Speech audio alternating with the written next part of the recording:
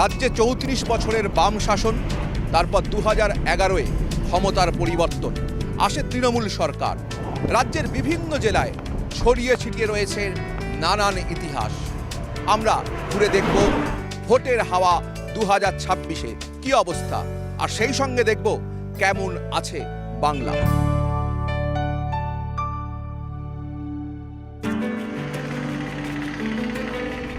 উত্তরবঙ্গের কোচবিহার জেলা, এই কোচবিহার জেলায় নানান ইতিহাস। এই জেলার রাজনীতিও বরাবর উত্তপ্ত। 2026 বিধানসভা নির্বাচনে কোচবিহার জেলাতেই আমরা দেখব ভোটের হাওয়া কেমন।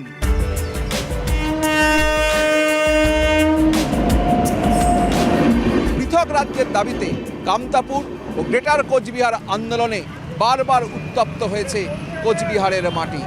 70-এর দশক থেকে শুরু হওয়া এই আন্দোলন 2000 সালের পর পর্যন্তও চলেছে এবং রক্তক্ষয়ী এই আন্দোলনে বারবার উত্তপ্ত হয়েছে কোচবিহার।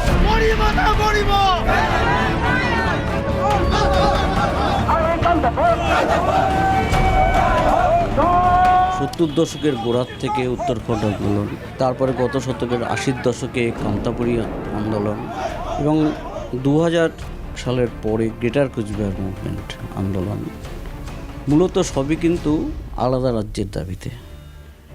কোনোটা কামতাপুর রাজ্য নাম, কোনোটা গ্রেটার কোচবিহার।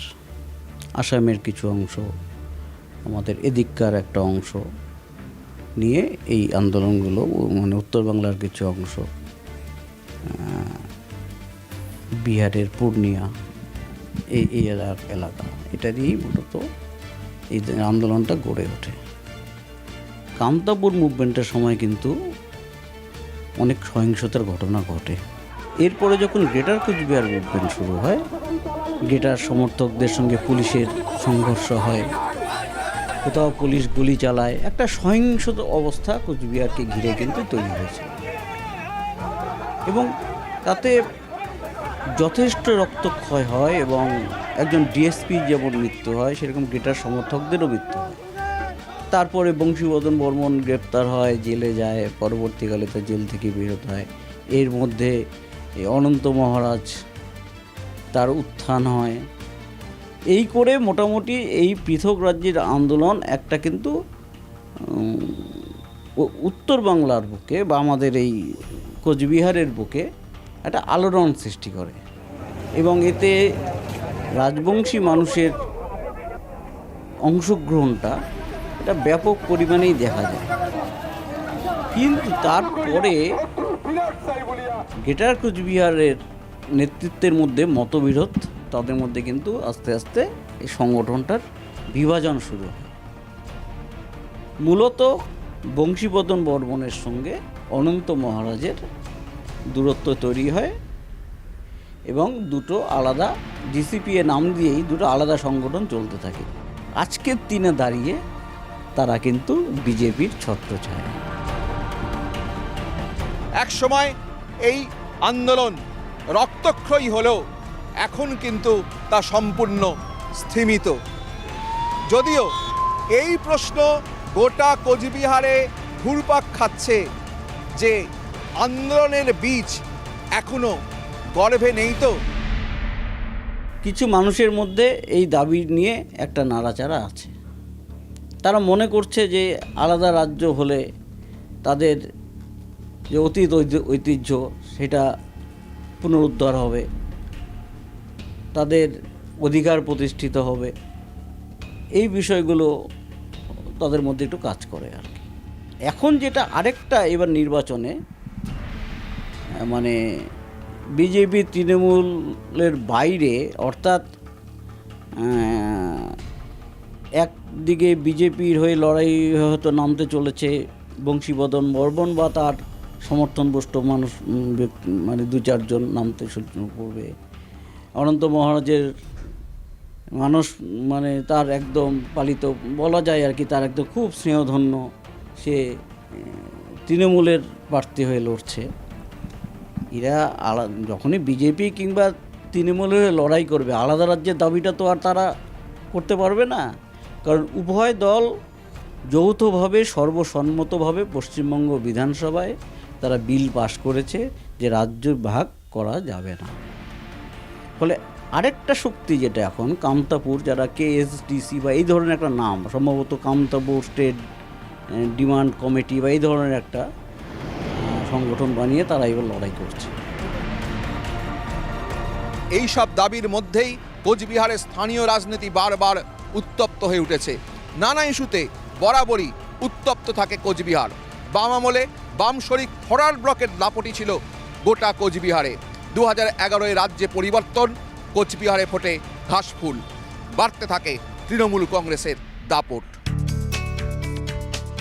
2019 আবার উল্টো পুরাণ, পদ্ম ফোটে কোচবিহারে। 2024 আবার তৃণমূল কংগ্রেস নিজের পায়ের তলায় মাটি ফিরে পায়। ওরা হিন্দু ভোটটাকে কাজে লাগাবার জন্য নানা রকম প্রচার, নানাভাবে হিন্দু ঐক্য করা, অমুক করা, তমুক করা, এগুলো করছে। মানুষ কিন্তু বুঝতে পেরেছেন যে এতে করে ভোট পাওয়া যায়, কিন্তু মানুষের জন্য কাজ করার মানসিকতা তৈরি হয় না। আমি হিন্দু ঐক্য গড়ে তুলতে হবে, ভোট নিলাম, ভোট নিয়ে 5 বছর আর মানুষের পাশে থাকলাম না, চলে গেলাম। কারণ আমি তো মানুষের কোনো উপকার করব এই কমিটমেন্ট করিনি, আমার কোনো প্রতিশ্রুতি নেই। আমি হিন্দু ঐক্য করে ভোটে জিতেছি, তো ওটা নিয়েই আমি চালিয়ে দেবো। এই যে মানসিকতা, মানুষ একটা সময় বুঝতে পেরেছে যে এর ফলে আমরা ঠকে যাচ্ছি। 2019 আমরা যা ভোট পেয়েছি, 2024 গিয়ে তার থেকে আমরা আরও অনেক বেশি ভোট পেয়েছি, প্রায় 60,000 ভোট বেশি পেয়েছি। তো স্বাভাবিকভাবেই একটা জিনিস আপনি যদি লক্ষ্য করেন যে আমরা কিন্তু গ্রো করেছি, অর্থাৎ ধীরে ধীরে যেভাবে মানে একেবারে যেটাকে বলে অথেন্টিক গ্রো, সেটা আমরা করেছি। এবং ভোটের ক্ষেত্রে যেটা হয়েছে আপনারা সবাই ভালোভাবেই জানেন যে প্রায় 400 বুথে বিকেল 4টা থেকে 6টা পর্যন্ত, আনটিল আনলেস ভোট শেষ হওয়া পর্যন্ত সমস্ত সিসিটিভিগুলো বন্ধ করা হয়েছিল। 400 যে এখানে মুসলিম অধ্যুষিত বুথ আছে সেখানে 95% পোলিং হয়েছে। অর্থাৎ বোঝাই যাচ্ছে যে একদিকে বিউরোক্রেটিক সাবোটেজ এবং অন্যদিকে একটা প্ল্যান্ড ওয়েতে এই পোলিংটা করানো হয়েছে। যিনি এখানে 19 লোকসভা নির্বাচনে জিতেছিলেন, তিনি দিনহাটাতে 21 বিধানসভা নির্বাচনে জয়ী হয়েছিলেন। 24 লোকসভা নির্বাচনে তিনিই প্রার্থী, পরাজিত হয়েছিলেন যদিও। যার এত জনসমর্থন যদি তার থাকে, তাহলে দিনহাটা আসনে না দাঁড়িয়ে এখান থেকে শিফট করে গেলেন মাথাভাঙায় কেন? তো যখন যে ধরনের কাজ দল দেবে নিশ্চিতভাবে সেই কাজ করব, এবং আশা করি যতটুকুই কাজ, যে কাজই দিক না কেন, আমার কাছে কোনো কাজই ছোট নয়। সেই কাজটাকে মন থেকে, প্রাণ থেকে, দলের পক্ষ থেকে করার জন্য করব, কারণ আমরা রাজনীতির থেকে কাজনীতিতে বেশি বিশ্বাসী।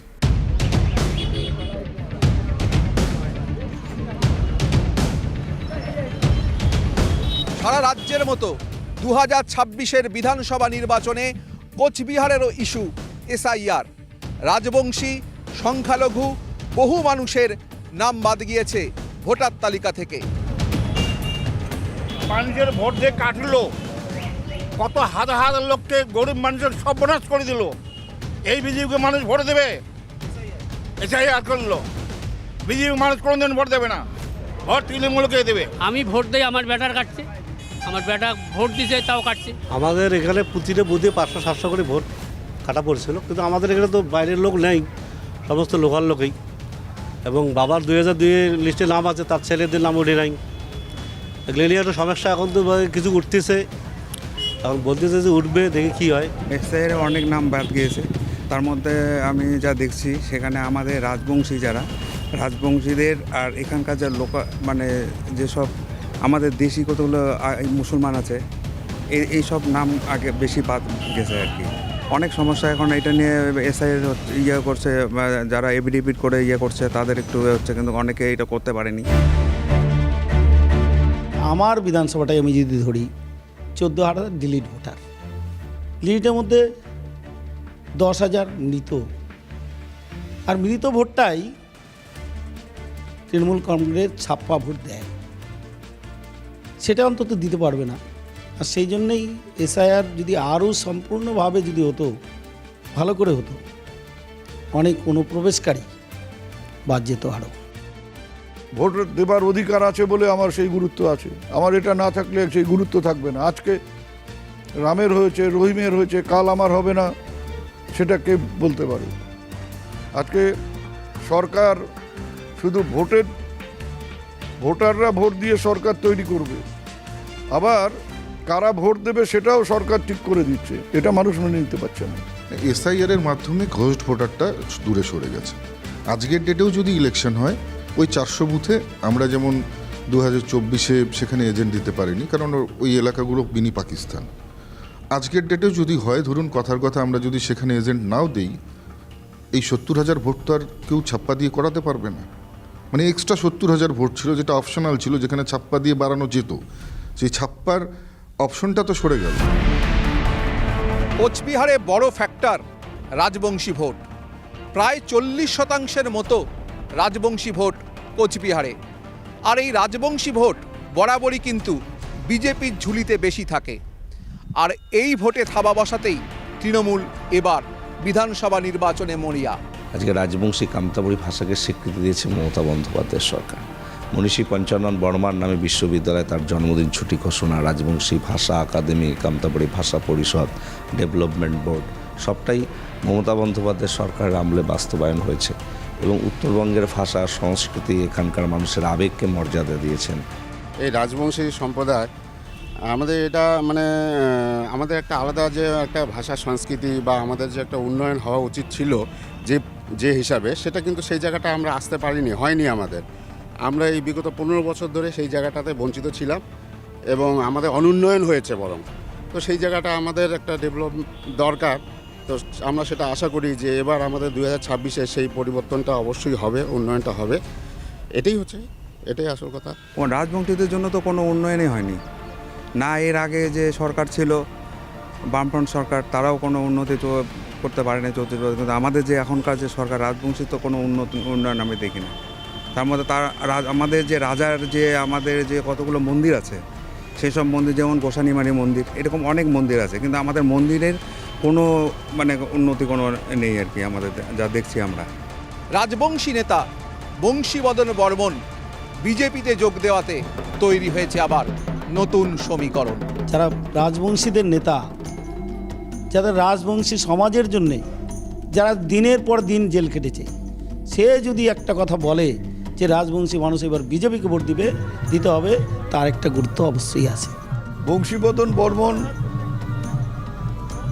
একা রাজবংশী নেতা না, আমাদের সাথে আমাদের দলে অনেক প্রধান, বেশিরভাগ প্রধানরা হচ্ছে রাজবংশী, অঞ্চল সভাপতিরা রাজবংশী, বিভিন্ন পদাধিকারীরা রাজবংশী।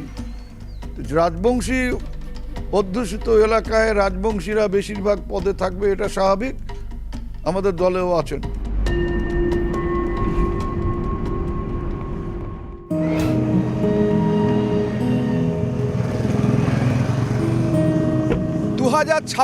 বিধানসভা নির্বাচনে ভোটের হাওয়া কোচবিহারে কেমন? বরাবরই কিন্তু উত্তপ্ত থাকে রাজনীতিতে এই কোচবিহার। আর সেই কোচবিহারে ভোটের হাওয়া খুঁজতে আমরা চলে এসেছি। সেই সঙ্গে দেখব কেমন আছে বাংলা, কেমন ভোটের হাওয়া বলে কেমন। আমরা কোচবিহার দক্ষিণ বিধানসভা কেন্দ্রের আমরা সবাই ভোটার। আমরা 2016 থেকে আমরা বঞ্চিত বলতে 2016-তে এখানে মিহির গোস্বামী তৃণমূল কংগ্রেস থেকে দাঁড়িয়েছিলেন, তিনি 2 বছর পর বিজেপিতে চলে যায়। আমাদের সেইভাবে 2016 থেকে 2021 কোনো উন্নতি হয় নাই। 2021-এ আবার বিজেপির প্রার্থী নিখিল রঞ্জন দে এখান থেকে জয়ী হয়। জয়ী হওয়ার পরও সেরকম কোনো রকম কাজকর্ম করে নাই, লোকের সঙ্গে সেরকম কোনো যোগাযোগও সে রাখে নাই। সেজন্য এইবার হয়তো এই সিটটা হয়তো পরিবর্তন হবে। আমার মনে হয় এবার লড়াইটা খুব জোরদার লড়াই হবে। এবারে এসআইআর তো একটা সব জেলাতেই একটা ইস্যু, এখানেও এসআইআর ইস্যু, বহু মানুষের নাম বাদ গিয়েছে, তা সেইটা কি প্রভাব পড়বে এবারে? সেটা তো কিছুটা প্রভাব পড়বেই। এসআইআর এর যে ভোটগুলো বাদ গেছে সেটার একটা প্রভাব আসবে বিধায়ক কেনা বেচার যে রাজনীতি চলছে, অ্যাকচুয়ালি এই রাজনীতিটা আমার কাছে একদম অপছন্দের বস্তু হয়ে দাঁড়িয়েছে। আর ভালোই লাগছে না রাজনীতিটা যেন আমাদের স্বাভাবিক জীবনযাত্রাকে একদম নষ্ট করে দিচ্ছে। মানুষ আর সুস্থ নেই এই রাজনৈতিক বাতাবরণে। এই যে সমস্ত চাকরি কেলেঙ্কারি, অমুক কেলেঙ্কারি, নানান রকম তো সমস্যা আছেই। ইয়ং জেনারেশনগুলো মানে 10 বছর ওদের ভবিষ্যৎটা নষ্ট হয়ে গেল। এটি এবার বলাটা মুশকিল কি হবে না হবে, এবার দেখা যাক কি হয়, কিন্তু এবার বোঝা যাচ্ছে যে কিছুটা হাড্ডাহাড্ডি হবে। 26-এর বিধানসভা নির্বাচনে তৃণমূলের সবথেকে বেশি কাটা হতে পারে গোষ্ঠী কোন্দল। প্রবীণ তৃণমূল কংগ্রেস নেতা এবং রাজ্যের প্রাক্তন মন্ত্রী রবীন্দ্রনাথ ঘোষকে এবার প্রার্থী করেনি তৃণমূল। তাই নিয়ে দলের অন্দরে তৈরি হয়েছে নতুন করে দ্বন্দ্ব। আর এই রবি ঘোষের ফ্যাক্টর তৃণমূলের ভোট ব্যাংকে গোটা কোচবিহার এবং নাটাবাড়িতে কতটা প্রভাব ফেলবে সেই অঙ্কই করছে এখন শাসক দল। দেখুন, সকলের টিকিট পেলে আমার থেকে বেশি খুশি আর কেউ হতো না, কিন্তু সিট তো 9টা, নির্ধারিত 9টা সিটে স্ট্র্যাটেজিক দৃষ্টিভঙ্গিতে দলের সর্বোচ্চ নেতৃত্বরা ঠিক করেছেন। দলের একজন বোনাফাইড কর্মী হিসেবে আমরা সেটা মান্যতা দিয়েছি। রবিবাবু নিশ্চিতভাবে অভিমান করেছেন, কিন্তু রবিবাবুকে আমি যতটা জানি, চিনি, তার রাজনৈতিক যা বিচক্ষণতা বা দলের প্রতি তার যে আনুগত্য ডে ওয়ান থেকে, রবিবাবু নিশ্চিতভাবে সেই অভিমানের জায়গা থেকে তিনি সরে আসবেন, দলের হয়ে কাজ করবেন। তৃণমূলের ভেতরের অন্তর্দ্বন্দ্ব ওদের একটা অর্নামেন্টাল ব্যাপার, আমরা সেটা নিয়ে ভাবছি না। তবে এমন নয় যে তৃণমূলে ভালো মানুষ নেই, এখনও অনেক ভালো মানুষ থেকে গেছে, এখনও আবেগটার থেকে দূরে সরতে পারেনি। তো ধীরে ধীরে তারাও সরে আসছেন এবং আমরা তাদেরকে স্বাগত জানাই। 9টা আসনে প্রার্থী ঘোষণা হওয়ার পরে কোথাও কি 10টা লোক কোথাও মিছিল করেছে বা পার্টি অফিসের সামনে গিয়ে স্লোগান শাউটিং করেছে যে অমুককে কেন প্রার্থী করা হলো না, অমুককে কেন প্রার্থী হলো, বা অমুককে না দিয়ে একে দেওয়া হলো কেন? কোথাও তার মানে অন্তর্দ্বন্দ্ব একেবারে একদম নেই বলছেন? বলছি যে কোথাও নেই। যদি কারো মনে থাকেও, নিচু তলার কর্মীরা কিন্তু কাউকে আর সাথ দিচ্ছে না। তাদের একটাই লক্ষ্য, মমতা বন্দ্যোপাধ্যায়কে 4র্থবারের জন্য মুখ্যমন্ত্রী করতে হবে। কে টিকিট পেলো না পেলো সেটা বড় কথা না, যারা টিকিট পেয়েছে মমতা বন্দ্যোপাধ্যায়, অভিষেক বন্দ্যোপাধ্যায় মিলেমিশে তাদের টিকিট দিয়েছেন, তাদেরকে জেতাতে হবে। আমার যদি কোনো অসন্তোষ থাকে, আমার যদি কিছু বলার থাকে, আমরা নেতৃত্বের সামনে গিয়ে আলাদা করে বলবো। কিন্তু মিছিল করে স্লোগান দিয়ে পার্টি অফিসে তালা লাগিয়ে দিয়ে এই কালচার কিন্তু কুচবিহারে কোথাও নেই।